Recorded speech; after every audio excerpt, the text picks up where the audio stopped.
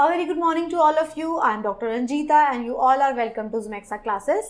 आज के इस लेक्चर में हम लोग बात करने जा रहे हैं क्लास 11 हिस्ट्री एनसीईआरटी के चैप्टर नंबर 9 के बारे में। तो इस चैप्टर का नाम है द इंडस्ट्रियल रिवोल्यूशन। सो ये इसका पार्ट 2 है। पार्ट 2 में हम इस चैप्टर को खत्म करने जा रहे हैं। So let's start.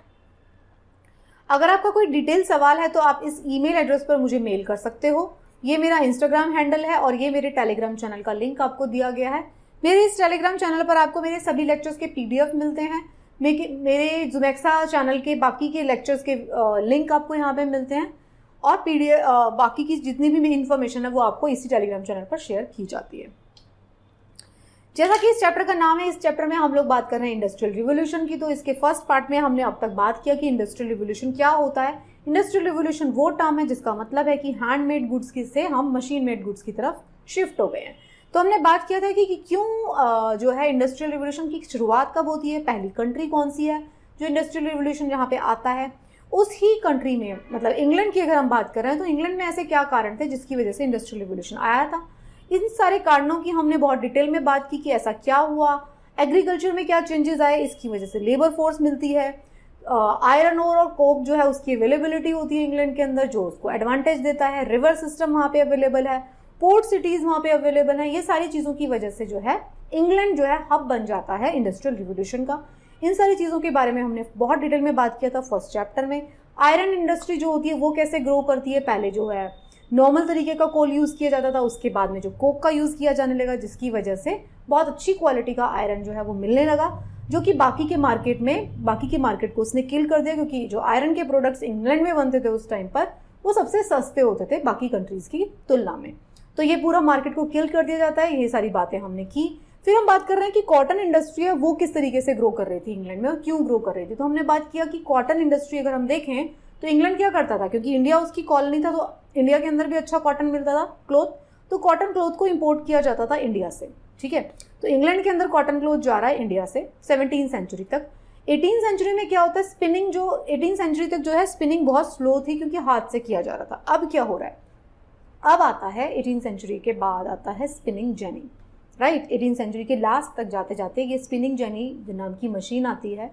इस मशीन क्या करती है, ये मशीन ये कर देती है टाइम गैप को रिड्यूस कर देती है between the process and the made the process quick and efficient. तो बहुत जल्दी से धीरे धीरे जो हाथ से काम होता था ये उसको तेजी से करना शुरू कर देती है। इसको स्पिनिंग जेनी बोला गया था। 1780 से जो है cotton industry symbolises British industrialisation in many ways. तो कॉटन इंडस्ट्री के दो फीचर्स देखने को मिलेंगे आपको। क्या है वो दो फीचर? पहला फीचर है कि जो रॉ कॉटन है has to be made entirely imported.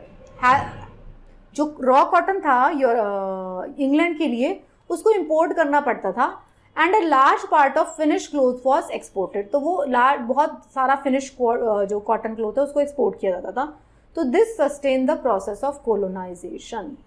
अब ये जो तरीका था ना, अब रॉ कॉटन कौन सप्लाई करता था? इंडिया से रॉ कॉटन सप्लाई होता है। पहले क्या होता था, कॉटन का कपड़ा जाता था, लेकिन जैसे ही स्पिनिंग जेनी आया उन्होंने खुद की इंडस्ट्री में स्पेशलाइजेशन करना शुरू कर दिया। तो फिर उन्होंने क्या किया, उन्होंने कहा कि बंद करो कपड़ा इंपोर्ट करना इंडिया से, अब हम सिर्फ वहाँ से कॉटन मंगाओ क्योंकि कॉटन अच्छा उगता है इंडिया में। तो कॉटन मंगाया जाने लगा सिर्फ इंडिया से और कॉटन को मंगा के इंडिया को रॉ मटेरियल की तरह यूज़ किया जाने लगा। कॉटन जाएगा सिर्फ वहाँ से कॉटन से कपड़ा बन के वापस आएगा जो कि इंडिया में सेल होगा। ठीक है, इंडिया मार्केट का काम करेगा और रॉ मटेरियल सप्लायर का काम करेगा। राइट, और इंग्लैंड की कॉटन इंडस्ट्री ग्रो करेगी। सेकेंड क्या था, the cotton industry was heavily dependent on women and children. तो ये दूसरा फैक्टर था, मतलब दूसरा एस्पेक्ट था कि कॉटन इंडस्ट्री किसके ऊपर डिपेंडेंट थी, बच्चों के ऊपर और विमेन के ऊपर इन फैक्ट्रीज। तो ये जो चीज़ है ना ये आपको दिखाएगी कि इंग्लैंड के अंदर इंडस्ट्रियलाइजेशन का कौन सा अगली फेज है। जो मैंने बात किया था पॉजिटिव्स और नेगेटिव्स, अभी तक हम पॉजिटिव पढ़ रहे हैं कि इंग्लैंड फ्लरिश कर रहा है सुपरमार्केट की तरह। इंग्लैंड जो है इंडस्ट्रियल रिवोल्यूशन का बेनिफिशियरी है, सबसे बड़ा कॉलोनियल पावर बन गया। बट इंग्लैंड के अंदर जो फैक्ट्रीज लगी हुई थी उसके अंदर जो लेबर थे वो छोटे बच्चे और महिलाएं थी। तो वो जो छोटे बच्चे और जो विमेन है उनकी कंडीशन बहुत ख़राब थी। वो डबल तरीके से मारे जाते थे। एक तो उनको फैक्ट्रीज में काम करना है 17 घंटे, उसके बाद उनको घर पे जाके विमेन को घर का काम भी करना है। तो बहुत ज़्यादा उनकी हालत ख़राब। हुआ कैसे था ये सारा कुछ? तो स्टीम जो है सोर्स ऑफ पावर, जो स्टीम इंजन है उसने एक बड़ा रिवोल्यूशनरी रोल प्ले किया। तो स्टार्टिंग में जो है realisation that steam could generate tremendous power was decisive to large scale industrialisation. तो स्टीम इंजन जो है ना, स्टीम का जो इंजन जो पावर दे सकता है ना, ये जो डिस्कवरी थी ये बड़ी पाथ ब्रेकिंग डिस्कवरी थी इंडस्ट्रियल रिवोल्यूशन के लिए। जो स्टीम पावर थी provided pressure at high temperature, जिसकी वजह से बहुत सारे रेंज की जो मशीनरी हैं वो चल पाती थी। जो जेम्स वॉट है उन्होंने डेवलप की थी अपनी मशीन 1769 में। उससे पहले स्टीम को किस लिए यूज करते थे? उससे पहले स्टीम इंजन का यूज होता था बस लोकोमोशन के लिए, रेल चलाने के लिए, जहाज चलाने के लिए स्टीम इंजन का यूज हो रहा है। वॉट जो है, जेम्स वॉट जो है, उन्होंने इन्वेंट किया, converted the steam engine from being a mere pump into prime mover capable of providing energy to machine. उन्होंने जो है, जेम्स वॉट ने जो स्टीम इंजन जो था सिर्फ और सिर्फ जो व्हीकल्स को चलाने के काम आ रहा था, उसकी पावर को यूज करके मशीन में यूज कर दिया। तो ये बड़ा रिवोल्यूशनरी चेंज था। तो स्टीम की जो पावर है, जो कि सिर्फ और सिर्फ लोकोमोशन को उन्होंने फास्ट कर दिया था, शिप तेजी से चलने लगे थे, रेलगाड़ियां चलने लगी थी, इसी पावर को यूज किया था मशीन्स को तेज चलाने के लिए। तो this was very important discovery. तो बहुत सारे इन्वेंशन थे उस टाइम पे during the era of industrial revolution. Steam engine का इन्वेंशन होता है, ब्लास्ट फर्नेस का इन्वेंशन होता है, जिसकी वजह से क्या होता है, help in development of iron and steel industry. तो आयरन और स्टील इंडस्ट्री को बहुत बूस्ट मिलता है। स्टीम इंजन जो है उससे पावर कर दिया गया ब्लास्ट फर्नेस को, मतलब स्टीम की पावर को यूज किया गया मशीन्स चलाने के लिए। तो जिससे किसको बूस्ट मिला? आयरन और स्टील इंडस्ट्री को। रिवोल्यूशन जो मिला ट्रांसपोर्ट इंडस्ट्री को स्टीम इंजन की वजह से। Steam locomotive by George Stevenson, उन्होंने ये ट्रेन चलाई। देखिए जो लोकोमोटिव स्टीफेंसन का रॉकेट बोला गया इसको, छुक छुक छुक छुक करके रेलगाड़ी चलती थी 1814 में। तो रेल की पटरियां बिछाई गई, रेल की पटरियां बिछाने के लिए फिर से आयरन की ज़रूरत है, तो आयरन वहाँ पे यूज़ किया गया, रेल की पटरियां बिछाई गई, जिससे कि लोकोमोशन फास्ट हो जाता है, लोग जो है तेज़ी से ट्रैवल करना शुरू कर देते हैं एक जगह से दूसरी जगह पर। तो ये सारी जो डिस्कवरी थी ना, अब आप मान लीजिए बैलगाड़ी में सामान लेके जा रहे हैं, तो सामान पहुँचते पहुँचते कितने दिन लग जाएंगे। दूसरा आप ट्रेन में लेके जा रहे हैं, उसके बाद जैसे अगर मॉडर्न ईरा की मैं बात करती हूँ, बुलेट ट्रेन्स आ गई हैं, प्लेन्स आ गए, जेट प्लेन्स आ गए, है ना, सुपरसोनिक प्लेन्स आ गए। तो अब आप सोचिए कि जो चीज़ आपको पहुंचानी है एक जगह से दूसरे जगह में, जिसमें बहुत सारा टाइम लग जाता है, उसको आप फास्ट पहुंचा पा रहे हैं, तो कितना रिवोल्यूशनरी चेंज आ जाएगा। तो अब क्या होता है, बहुत सारे जो इन्वेंशन किए गए इस एरिया में इंडस्ट्रियल रिवोल्यूशन में, तो सब एक रेलवेज का इन्वेंशन किया गया, जिसने कि इंडस्ट्रियलाइजेशन का जो प्रोसेस है उस सबको पूरे को बढ़ा दिया।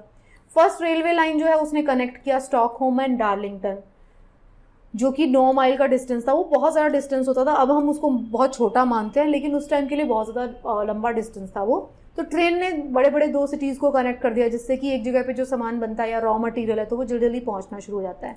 बहुत सारा जो इंग्लैंड है, वो most of the parts of the England थे वो रेलवे नेटवर्क से कनेक्ट हो जाते हैं 1850 तक। और क्या क्या इन्वेंशन होते हैं इस एरिया में? फ्लाइंग शटल लूम, ये देखिए, ये फ्लाइंग शटल लूम का इन्वेंशन होता है, जॉन के ने इसको डिज़ाइन किया था। इससे क्या होता है, made possible to weave border fabrics in less time. देखिए जो बॉर्डर वाली फैब्रिक थी ना, उसको बना सकता था ये। हमारा जो इंडिया से जो जा रहा था ना कपड़ा, जो हाथ से बना हुआ था, उसकी डिमांड बहुत ज़्यादा थी इंग्लैंड के अंदर। ये हमने अलग अलग चैप्टर्स में पढ़ा था क्यों उसकी डिमांड थी। वो जो हाथ से बॉर्डर बनता था ना, साड़ी के नीचे बॉर्डर या किसी भी फैब्रिक के नीचे बॉर्डर, उसको बहुत ज़्यादा पसंद किया जाता था एलीट क्लास में। तो ये फ्लाइंग शटल जो लूम आया था ना, इसने बॉर्डर भी बना दिया था मशीन से।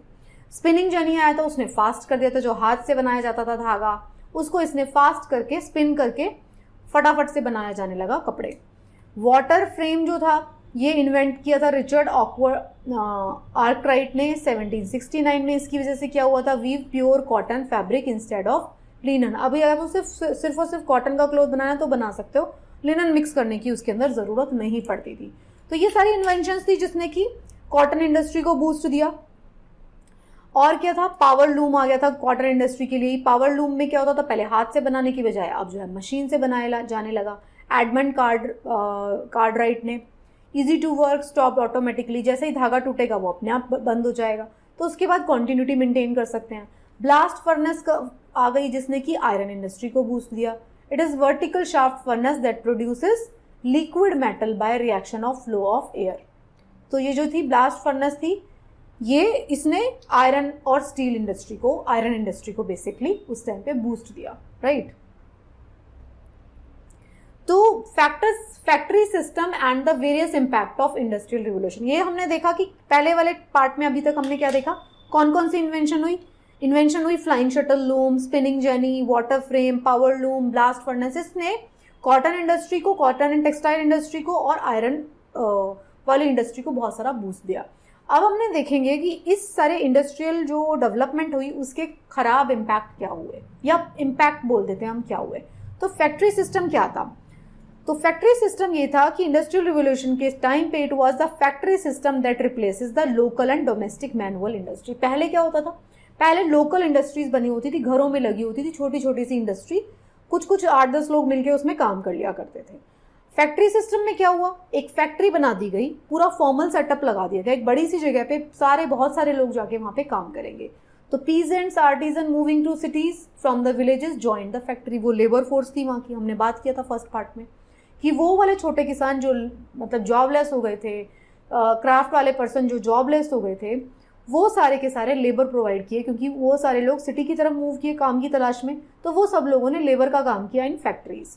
पॉपुलेशन जो थी, अब सारे लोग सिटीज की तरफ चले जाएंगे तो क्या होगा, पॉपुलेशन बढ़ जाएगी सिटी में, अब पॉपुलेशन बढ़ जाएगी तो लैंड के प्राइसेस बढ़ जाएंगे, घर के प्राइसेस बढ़ जाएंगे। अब जो वो लोग हैं बेचारे गरीब हैं, वो अफोर्ड नहीं कर पाएंगे, तो वो कहाँ रहना शुरू करेंगे, वो रहना शुरू करेंगे स्लम एरिया में। स्लम एरिया के अंदर फिर सारे के सारे प्रॉब्लम शुरू होते हैं।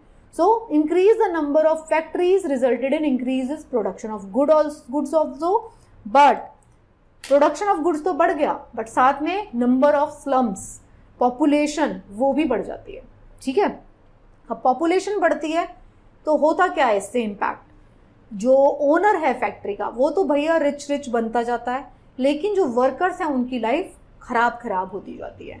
तो क्रिएशन ऑफ कैपिटलिस्ट क्लास और लेबर क्लास का आगमन होता है। कैपिटलिस्ट क्लास जो बहुत अमीर क्लास है, लेबर क्लास जो बहुत लोअर क्लास है, इन दो क्लासेस का आगमन होता है। इंडस्ट्रियल रिवोल्यूशन का इफेक्ट है ये इंग्लैंड के अंदर। तो traders, capitalist, industrialist, money lenders, ये सारे के सारे इंपॉर्टेंट लोग बन जाते हैं सोसाइटी में। वेल्थ जो है वो कॉन्सेंट्रेटेड हो जाती है कुछ लोगों के पास।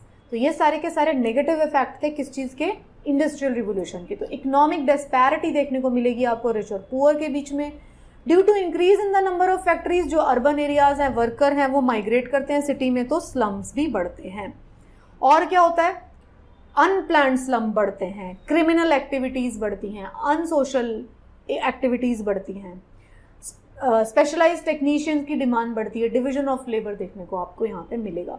तो इंडस्ट्रियलाइजेशन की वजह से क्या होता है, लॉस ऑफ जॉब्स देखेंगे आप, numerous handicraft industry workers, some anti machine riots आपको देखने को मिलेंगे, क्योंकि जो हैंडीक्राफ्ट जो है उसका सामान लोग नहीं खरीद रहे, मशीन्स आ गई हैं वहाँ पे। तो बहुत सारे आपको प्रोटेस्ट देखने को मिलेंगे उस सारे टाइम पर। तो पहली ट्रेड यूनियन मूवमेंट जो है वो भी इस टाइम पे देखने को मिलती है, जो कि नेशनलिज्म को प्रमोट करती है। तो blooming of concept like socialism और कम्युनिज्म का भी कॉन्सेप्ट यहाँ पे आएगा, क्योंकि वर्कर्स जहाँ और कैपिटलिस्ट और लेबर क्लास जहाँ पे डेवलप हो जाएगी, तो फिर बात आएगी सोशलिस्ट आइडियाज़ की, कैपिटलिस्ट आइडियाज़ की, कम्युनिज्म की। तो ये सारी चीज़ों की शुरुआत होती है अब इंग्लैंड के अंदर, right. I hope you are able to correlate. Industrialisation के पॉजिटिव्स हमने देखे, किस वजह से इंग्लैंड के अंदर इंडस्ट्रियलाइजेशन होती है, उस इंडस्ट्रियलाइजेशन की वजह से क्या क्या इफेक्ट आ रहे हैं, सिटीज़ की डेवलपमेंट हो रही है। I hope you are able to correlate. बहुत ही सिंपल सा कॉन्सेप्ट है, हम देख रहे हैं यही सारा का सारा फॉलो किया जाएगा बाकी कंट्रीज में भी, ठीक है। क्योंकि इंग्लैंड में पहले शुरुआत हुई थी तो सेम लाइंस पर, क्योंकि सेम प्रॉब्लम्स है ये सभी जगह आपको देखने को मिलेंगे, इंक्लूडिंग इंडिया, जब इंडिया के अंदर इंडस्ट्रियल रिवोल्यूशन आता है। तो इम्पैक्ट क्या है इंडस्ट्रियल रिवोल्यूशन के, पॉजिटिव इम्पैक्ट क्या है, wealth, good, income, service, knowledge, productivity increase drastically. Negative क्या थे, at the same time massive negative on human cost, लोगों की जिंदगी जो है वो खराब होती है, ह्यूमन लाइफ जो है, ह्यूमन लाइफ का जो इम्पोर्टेंस है वो कम हो जाता है। मतलब लोग स्लम में रहना शुरू कर रहे हैं तो उनके पास राइट्स नहीं है, राइट। तो number of cities in England with population 50,000 से ज़्यादा जिसकी पॉपुलेशन थी, ऐसे सिर्फ और सिर्फ 2 सिटी हुआ करते थे 1750 में। 1850 में, मतलब 100 साल के बाद, ऐसे 29 सिटीज़ हो गए थे इंग्लैंड के अंदर। तो जो pace of growth was not match with the provision of adequate housing, sanitation and clean water. ये देखिए सभी, मैंने कहा था ना सभी जगह की यही प्रॉब्लम आएगी, इंग्लैंड में भी यही प्रॉब्लम आई। जिस हिसाब से पॉपुलेशन बढ़ी उस हिसाब से लोगों के हाउसिंग नहीं बढ़ा, सैनिटेशन की फैसिलिटी नहीं बढ़ी, वाटर सिस्टम पे किसी ने ध्यान नहीं दिया, क्योंकि जो कैपिटलिस्ट क्लास थी उसको तो फैक्ट्री में अपना सामान प्रोड्यूस होना है, अलग अलग जगह पे जाके उसको बिकना है और उनको प्रॉफिट चाहिए। तो लोगों की ज़िंदगी किस तरीके से अच्छी बनाई जा सकती है लेबर क्लास की, उसके ऊपर किसी ने ध्यान नहीं दिया। अनप्लान्ड स्लम्स का ग्रोथ होता रहा हो, अगर अनप्लान्ड स्लम्स का ग्रोथ होता है तो क्या होगा, उसके अंदर जो फैक्ट्री के अंदर जो वर्कर्स थे वो छोटे बच्चे थे, 18 साल से छोटे बच्चे हैं, तो जो उनका लाइफ स्पैन जो था ना, लोगों का जो एवरेज लाइफ था वो रिड्यूस होने लगा। क्यों? क्योंकि वो फैक्ट्री में लंबा लंबा काम करते थे, उनको रेस्ट नहीं मिलता था, उनको न्यूट्रिशन नहीं मिलता था, स्लम्स में रहते थे, तो उसको जो भी बीमारियां होती थी, water borne disease, air borne disease, अनहाइजीन की वजह से, अनहाइजीनिक कंडीशंस की वजह से जो डिजीज होती हैं वो सारे डिजीजेज उनको होते थे। प्राइमरीली क्या होता था, कॉलरा, टाइफॉइड, ट्यूबरक्लोसिस, ये सारे के सारे बीमारियां होते थे जो पानी से फैलते हैं, गंदगी से फैलते हैं, या सांस की बीमारियां हैं उनसे फैलते हैं। तो 31,000 से लोग ज़्यादा मारे जाते हैं 1832 में, किसकी वजह से? कॉलरा का आउटब्रेक हो जाता है, हैजा जिसको बोला जाता है, जिसमें क्या होता है, लूज मोशन और वॉमिटिंग हो जाती है, फूड पॉइजनिंग की वजह से, पानी गंदा है, कंटैमिनेटेड है बैक्टीरियाज के द्वारा, तो ये सारी प्रॉब्लम देखने को मिलती हैं। तो 31,000 लोगों का मारा जाना 1832 में, it was a huge number. जो बच्चे और जो चिल्ड्रन है उनको सपोर्ट करना है, फैमिली को भी सपोर्ट करना है। बहुत सारे जो कॉटन इंडस्ट्री में इस तरीके से बच्चे और वुमेन काम करते थे, क्योंकि उनकी फिंगर्स छोटी होती हैं, पतली होती हैं, तो वो अच्छे से काम कर पाते थे। ऐसी मशीन्स बनाई गई थी जो स्पिनिंग जर्नी भी है उसके अंदर बच्चे, पतली उंगलियों वाले लोग जो था अच्छे से काम कर पाते थे। कोयले की खानों में भी बच्चों की डिमांड बहुत ज़्यादा थी, क्योंकि वो डीप डाउन पॉकेट्स तक जा सकते थे और वहाँ पे भी कोयले को ढूंढ सकते थे। तो ऐसी जगहों पे बच्चों को यूज़ किया जाता था। तो चाइल्ड लेबर जो है वो बहुत ज़्यादा बढ़ गई थी। विमेन की कंडीशन इतनी ख़राब थी, 17-17 घंटे काम करना पड़ता था। उसके बाद घर जाके जब वो काम करते थे तो उनकी हेल्थ कंडीशन बहुत ज़्यादा डिटेरियोरेट करती है। इंडस्ट्रियल रिवोल्यूशन का फीमेल के ऊपर बहुत ज़्यादा ख़राब इफेक्ट होता है। फ्रेंच रिवोल्यूशन उस टाइम पे हो रहा था, इंग्लैंड के अंदर चल रहा है इंडस्ट्रियल रिवोल्यूशन, और फ्रेंच रिवोल्यूशन चल रहा था कहाँ पे? फ्रांस में। 1789 से 94 तक जो वहाँ पे फ्रेंच रिवोल्यूशन चला, जिसकी वजह से कौन से आइडियाज़ आते हैं? Liberty, equality and fraternity. तो कलेक्टिव मास एक्शन, तो उसकी जो बातें वहाँ पे पहुँच रही थी, तो लोगों को जो लेबर क्लास है उनको सुनाई दे रही थी, वो सारी बातें समझ आ रही थी। तो workers flooded towns and factories, they express their anger and frustration in numerous form of protest. तो क्योंकि फ्रेंच रिवोल्यूशन मैंने आपको जब पढ़ा रही थी पहली वाली क्लासेस में भी, हम फिर से भी बात करेंगे, तो मैंने देखा था कि मैंने बोला था कि वो सिर्फ उसी कंट्री तक लिमिटेड नहीं रहेगा, बाकी कंट्रीज में भी फैलेगा। तो आप समझ सकते हैं जब फ्रेंच रिवोल्यूशन चल रहा है तो उसके आइडियाज स्प्रेड होते हैं इंग्लैंड में भी, और वर्कर्स के प्रोटेस्ट देखने को मिलते हैं। इंग्लैंड में पॉलिटिकल प्रोटेस्ट होते हैं, हार्श वर्किंग कंडीशन को लेके लुडिज्म मूवमेंट होता है, पीटरलू मूवमेंट होता है, ये सारे मूवमेंट आपको देखने को मिलेंगे। और उसके बाद जो है 1847 में आप देखेंगे कि मोर देन 30 साल के ज़्यादा एजिटेशन के बाद जो है 30 साल तक लोगों को स्ट्रगल करना पड़ता है। उसके बाद आता है 10 आवर्स बिल पास किया जाता है कि जो फैक्ट्रीज में जो काम करने का टाइम पीरियड है वो 10 घंटे होना चाहिए।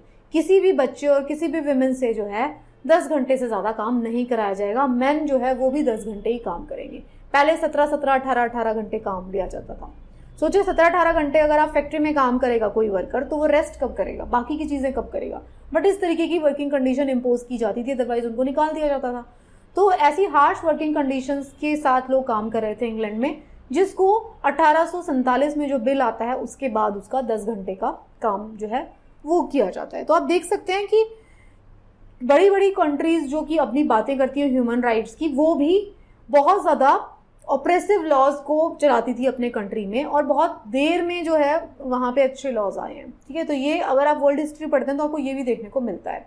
तो अगर हम समरी की बात करते हैं, कंक्लूजन की बात करते हैं, तो हमने देखा कि इंडस्ट्रियल रिवोल्यूशन जो है वो एक रिवोल्यूशनरी चेंजेस लेकर आता है। इंडस्ट्रियल प्रोडक्शन में ग्रोथ होती है, ज़्यादा गुड्स पैदा होना शुरू होती हैं, कॉलोनियल पावर बन जाता है इंग्लैंड।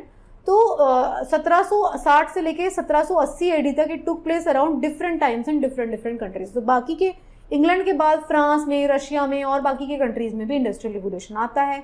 इंग्लैंड के अंदर सबसे पहले आया था।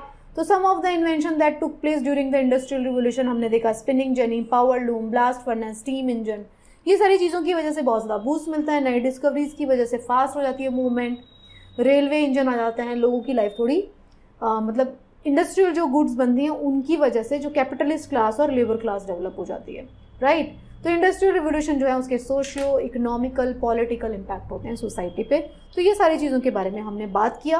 So this was the chapter, understanding वाला भी था chapter, exam point of view से भी बहुत इंपॉर्टेंट चैप्टर था since it is explaining the conditions in England. I hope आपको ये चैप्टर समझ में आया होगा। आई होप इस चैप्टर को पढ़ने के बाद आप अपने आंसर राइटिंग में बहुत अच्छे से पॉइंट्स को जॉट डाउन कर पाएंगे जो भी आपने इस चैप्टर में पढ़ा था। तो thank you so much for watching. अगर पसंद आ रहा है तो आप बाकी लोगों को ज़रूर बताइए and best of luck for your preparation.